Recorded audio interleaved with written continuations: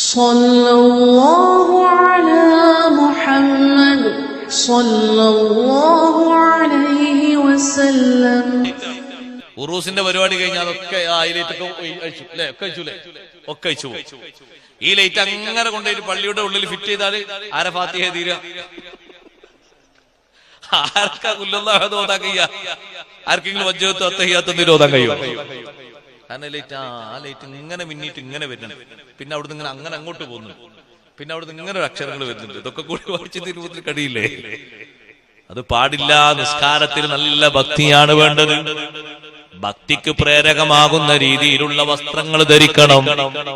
അതിന് ആവശ്യമാകുന്ന രീതിയിലുള്ള മുസല്ലകൾ വിരിക്കണം. കഴിവിന്റെ പരമാവധി എഴുത്തും വരയും കുറിയും ഇല്ലാത്ത മുസല്ലകളാണ് ഉത്തമം. ഹജ്ജിനും ഉംറക്കൊക്കെ പോയി വരുന്ന ആളുകള് ചിത്രങ്ങളില്ലാത്ത നല്ല മുസല്ല വാങ്ങിക്കോളൂ, അതാണ് നല്ലത്. ചിത്രങ്ങൾ ഉള്ള മുസല്ലയല്ല നല്ലത്, ചിത്രങ്ങൾ ഇല്ലാത്തതാണ്. നിസ്കരിക്കുമ്പോഴെങ്കിലും നല്ല വൃത്തിയുള്ള നല്ല കളറുകളും മറ്റും ഒന്നുമില്ലാത്ത രീതിയിൽ നല്ല വസ്ത്രം ധരിച്ച് ശ്രദ്ധ പോകാത്ത രീതിയിലാണ് നിസ്കരിക്കേണ്ടത്. നിസ്കാരത്തിലാണ് ഏറ്റവും നല്ല ഭക്തി കാണിക്കേണ്ടത്. മഹാന്മാരുടെയൊക്കെ ഭക്തി എത്രത്തോളമാണ് നിസ്കാരത്തിൽ?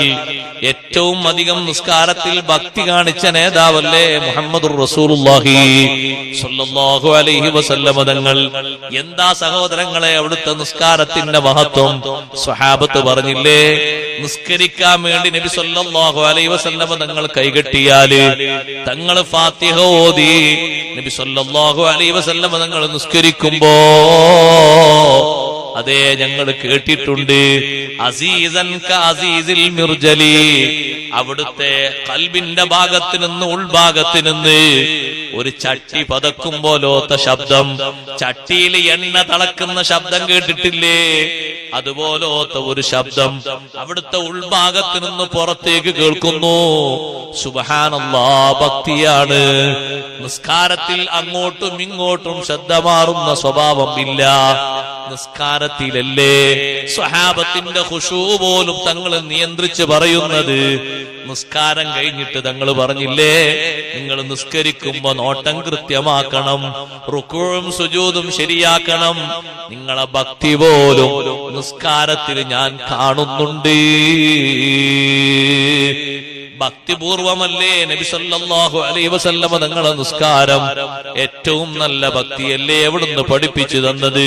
അതേ സ്വഹാബിമാര് നല്ല ഭക്തിപൂർവമല്ലേ നിസ്കരിച്ചത്? ആ ഭക്തിയുടെ ഊക്ക് കണ്ടില്ലേ? ശരീരത്തിന് എന്തെങ്കിലും പരിക്കേൽക്കുന്ന സംഗതി വന്നാലോ അവരാ വിഷയത്തിന് മാറ്റമില്ല, നിസ്കാരത്തിൽ കൈയ്യഴിക്കുന്നില്ല. സുബ്ഹാനല്ലാഹ്, ഒരു യാത്ര കഴിഞ്ഞ് നബി സല്ലല്ലാഹു അലൈഹി വസല്ലം തങ്ങളും സ്വഹാബത്തും വരുമ്പോ വടിവക്കില് ഒരു സ്ഥലത്ത് അവര് തമ്പടിച്ചു. ഒരു മലഞ്ചെരുവ് കിട്ടിയപ്പോ അവിടെ തമ്പടിച്ചു. ഇന്നിവിടെ കിടന്നിട്ട് നാളെ മദീനത്തേക്ക് പോകാമെന്ന് തീരുമാനിച്ചു. തങ്ങൾ ചോദിച്ചു, ആരാണ് കാവൽ നിൽക്കുക? രണ്ട് സ്വഹാബിമാര് കാവലിനായി മുന്നോട്ട് വന്നു. സുബ്ഹിയാകുമ്പോ ഞങ്ങൾ വിളിക്കാം, സഹോദരങ്ങളെ വിളിക്കാമെന്ന് ഏറ്റിട്ടവര് മുന്നോട്ട് വന്നു. നബി സല്ലല്ലാഹു അലൈഹി വസല്ലം തങ്ങളടക്കം എല്ലാവരും വിശ്രമിക്കുകയാണ്, ഉറങ്ങുകയാണ്. ഈ രണ്ട് സ്വഹാബിമാര് സുബഹിന്റെ നേരമാകുമ്പോ വിളിക്കാൻ വേണ്ടി അവരെ നിർത്തിയിട്ടുണ്ട്. ആ കൂട്ടത്തിൽ ഒരാൾ മറ്റൊരാളോട് പറഞ്ഞു, നമ്മൾ രണ്ടുപേരും ഇങ്ങനെ ഉറക്കൊഴിച്ച് നിൽക്കേണ്ടതില്ലല്ലോ, ഞാൻ കുറച്ച് ഉറങ്ങിയിട്ട് പിന്നെ നിങ്ങളെ വിളിക്കാം. മറ്റേ സ്വഹാബി പറഞ്ഞു, അതെ ശരി, നിങ്ങൾ ഉറങ്ങിക്കോളൂ, ഞാൻ നിസ്കരിക്കാൻ പോകാണ്. നിസ്കാരം ഒന്ന് തുടങ്ങി. ചെറിയ ഒരു വെളിച്ചമല്ലേ ഉള്ളത്, ആ വെളിച്ചം കത്തിച്ചു വെച്ച് ഈ സ്വഹാബി കാവൽ നിൽക്കുന്ന സ്വഹാബി നിസ്കരിക്കുന്നു. പരിസരത്തുകൂടെ പോകുന്ന ഒരു ശത്രു നിസ്കരിക്കുന്ന ഒരു സ്വഹാബിയാണെന്ന് മനസ്സിലാക്കിയിട്ട് ആ നിൽക്കുന്ന രൂപത്തിലേക്ക് അമ്പെയ്ത്ത് നടത്തിപ്പോയി. സുബ്ഹാനല്ലാഹ്, നിസ്കരിക്കുന്ന സ്വഹാബി കൈയ്യഴിച്ചില്ല.